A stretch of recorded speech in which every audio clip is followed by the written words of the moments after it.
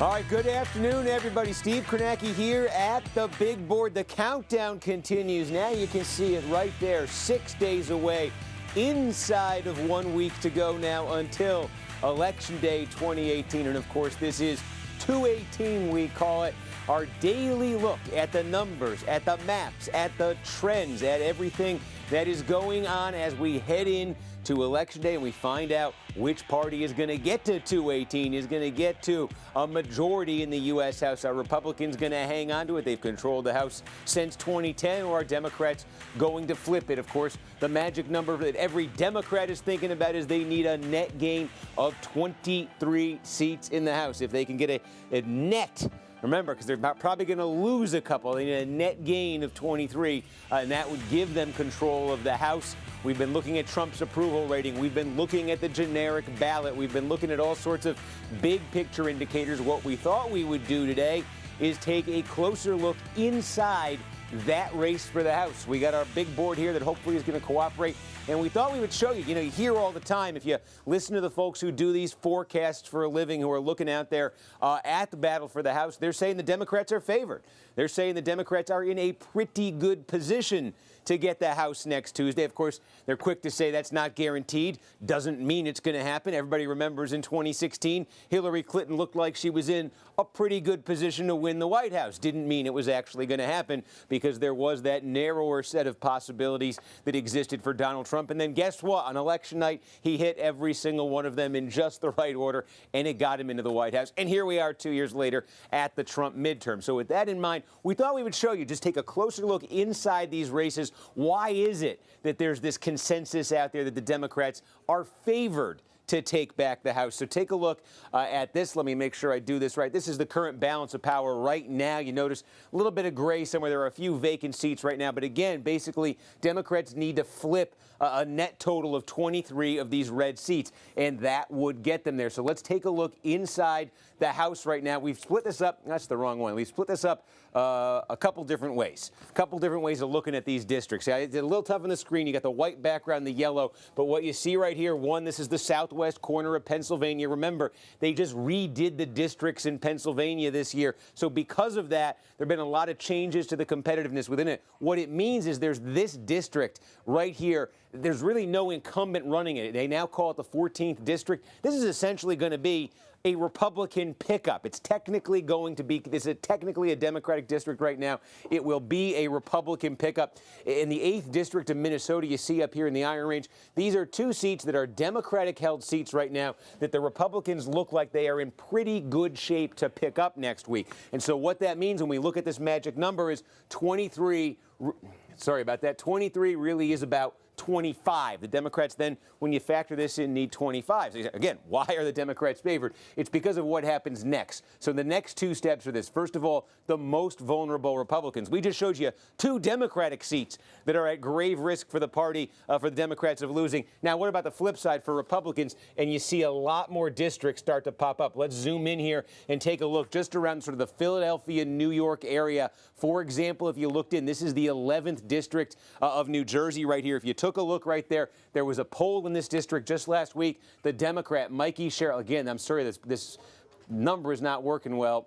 She's, boy, 49. That only took 10 tries. 49 to 38. Boy, this is terrible. 49 to 38. We're going to get this fixed for next Tuesday, I promise. One of the reasons we try to do it ahead of time, we find out what doesn't work. I'm going to stop trying to write on the board because that's a complete disaster. But 49-38, Mikey Sherrill leading Jay Weber, the Republican. Again, this is a Republican-held seat. You've got polling showing the Democrat double digits ahead. This is a district where Hillary Clinton did a lot better in 2016 than Democrats have done in the past. So you look at this right now. Look, it could be a surprise in election night, but Democrats are looking at this race and they're feeling very optimistic about it. And you see just that trend. These districts that we're highlighting right here, you're seeing a similar story. You're seeing that in the 7th district of Pennsylvania. These two down here in this corner of Pennsylvania, again, because of that redistricting, look like they're basically as good as gone for Republicans. 2nd district of New Jersey, national Republicans have basically given up on this candidate here. He's had all sorts of controversies. So you see a number of races like this. If you add all of these together, the races that kind of fall into this category, the number of districts you see, I said I'm not going to write again, and now I'm going to pay a price for it. 17. Okay. Jeez, 17.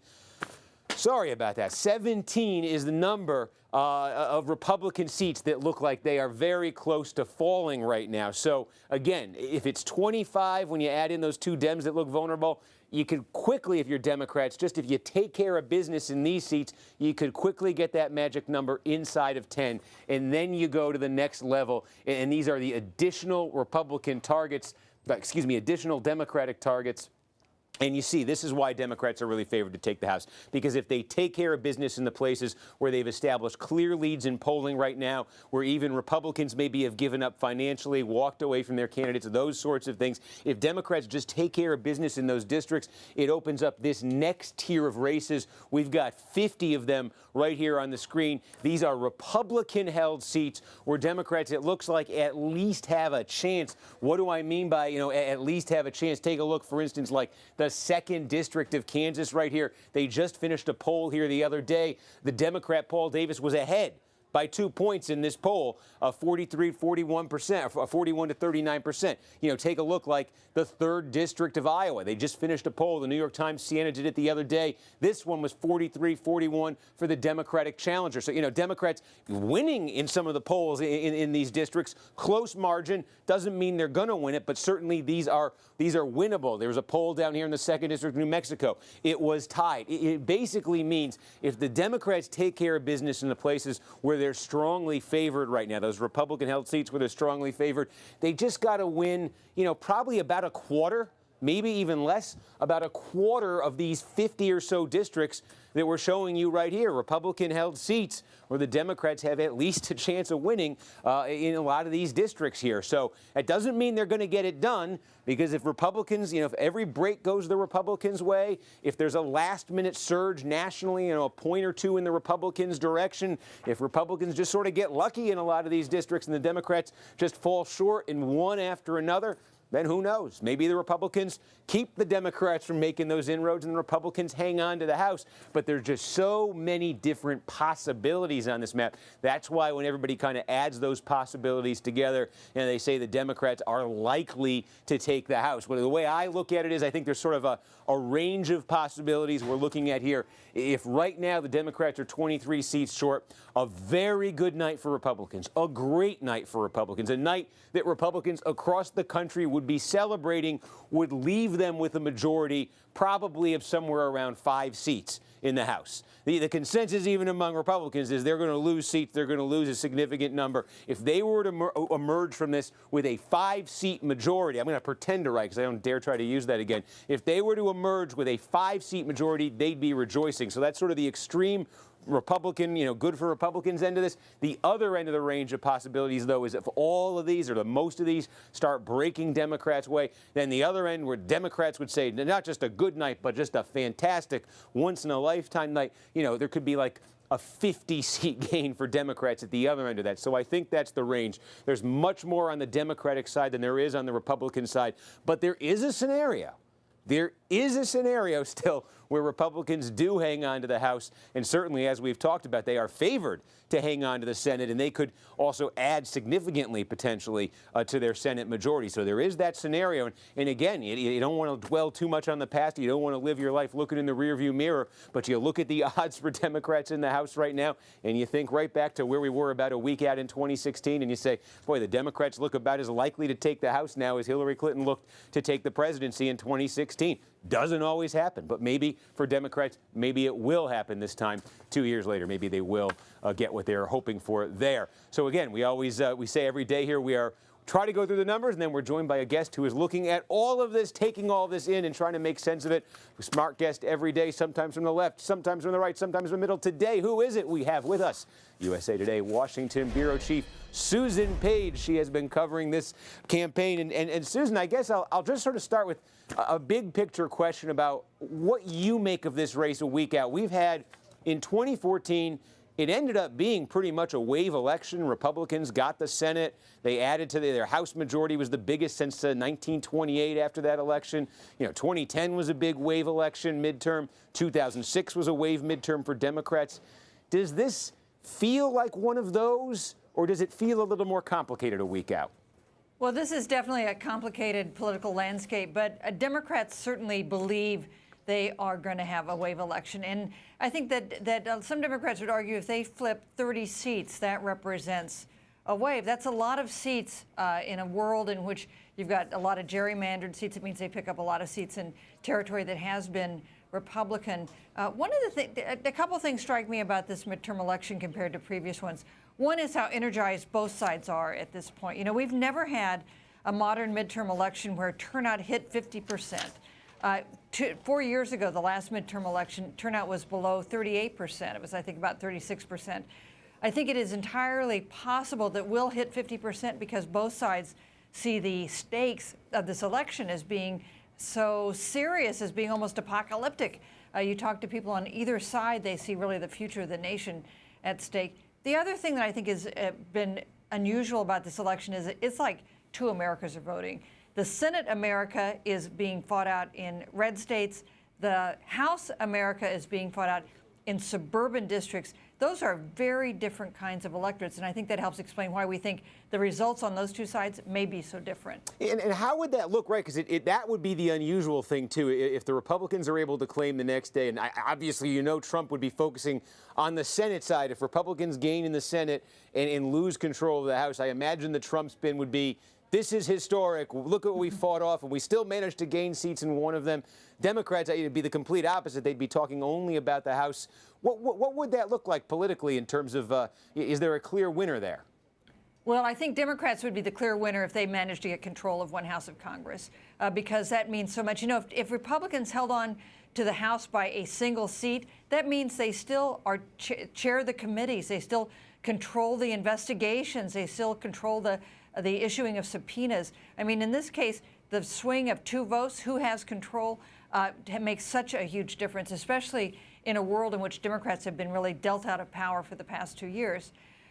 That said, if Republicans manage to hold the Senate, and it looks like they feel increasingly confident they're going to be able to do that, it means they can still confirm a Supreme Court justice or a cabinet member. And it also means if the worst thing happened from the point of view of the Trump White House, that is, if the president was impeached by a new Democratic House, not saying he will be, but if he was, it would be much harder to convict him in the Senate. So I think that both sides would have something to be glad about with that scenario, but the Democrats score the bigger gains with a split decision.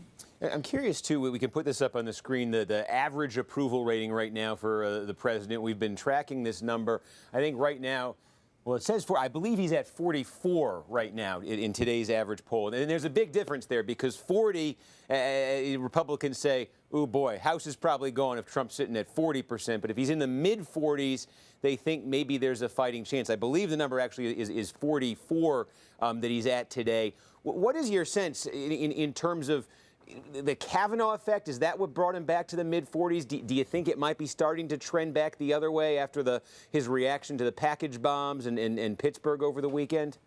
You know, I think that, interestingly, and I didn't foresee this myself, but that brutal battle over confirming Brett Kavanaugh, I think, really helped energize Republican voters. It's not really the outcome that I think we saw, but when Brett Kavanaugh came back into that hearing and was so combative and so fierce, I think that got President Trump energized, and it got Republican voters across the country more engaged than they had been. So I think in fairness, you could see that there was a Kavanaugh effect. But in this world, you know, a political cycle lasts about 15 minutes. And when was the last time Kavanaugh seemed to be driving this election? We've had several big events happen since then that now seem more important. If you think about these terrible incidents of political violence that we saw last week, who is that likely to encourage to feel like they need to go vote? I think it would probably help Democrats more than Republicans to have seen those terrible things happen. Yeah, and I think the other thing, there's a risk here of reading too much into the early voting statistics that are out there. I think the one thing that I take from it, though, is strong indications, and we've been seeing this in other fronts, too, of just interest, overall interest in this midterm election being at a level we really, I mean, on both sides, really, you know, we haven't seen before. I mean, we've seen the opposition party get excited when the president, you know, if the other party takes office, and it sort of is a rallying effect. And certainly we've seen that with Democrats, but Republicans as well. There seems to be a very high level of energy, given that it's a midterm.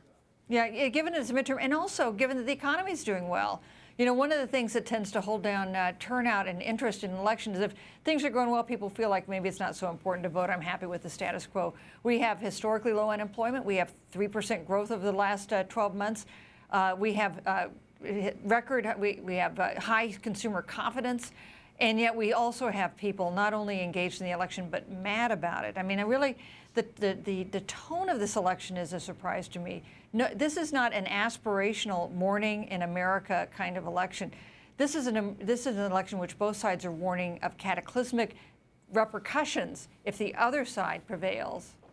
And that seems like a broader trend, I guess, in our politics, too. I mean, it feels to me that we've seen this now, I don't know, for about a generation or so, start with 1994 and the Republican Revolution that year, which was this reaction to all Democratic rule the 2 years before it. And 2006 was a reaction, 2010 was a reaction. It seems like as soon as one party is able to consolidate power, get the presidency, get the Congress, start moving on some kind of agenda, it seems the pattern is there's almost immediately a backlash. We haven't had that situation yet where the one party gets power, uses it, and then gets rewarded politically.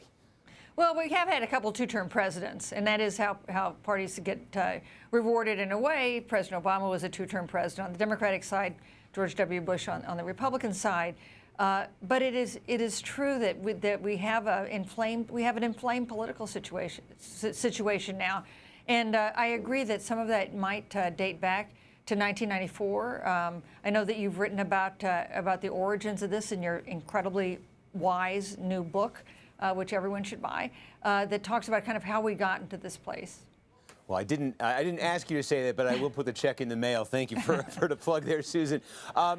You mentioned Obama, Clinton. It does occur to me, they two-term presidents there, but each had their party lose control of Congress in the midterm. And definitely with Clinton having Gingrich then as a foil for the next 2 years was very helpful to him in terms of coming back in '96. I think Obama, in terms of getting to run against the Republican Congress, what they tried to do on Medicare in 2011 was a tool for him in 2012.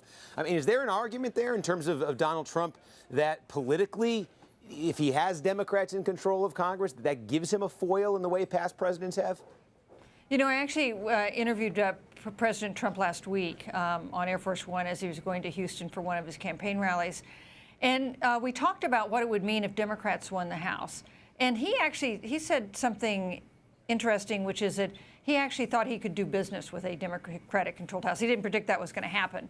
But that if that happened, there were issues on which he was aligned with Democrats. Infrastructure was the biggest example he gave. That was one thing we saw happen with President Clinton when he had to deal with Republican control of Congress. And in fact, President Clinton got some of the biggest things done that he did during his tenure, not when he had Democrats in control of the Congress. So there is that possibility. And you know, one other potential parallel with President Clinton is, of course, he did that even as the Republican-controlled House impeached him.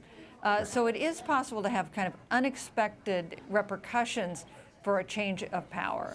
And that's interesting. And I guess the question there is, you know, the president can tell you that. We would see if he's in that situation, if he would actually act on that. But I guess the flip side of it, too, is from the Democratic standpoint, right? You mentioned impeachment with Bill Clinton. That word impeachment has been out there in the Democratic grassroots pretty much since Donald Trump was inaugurated.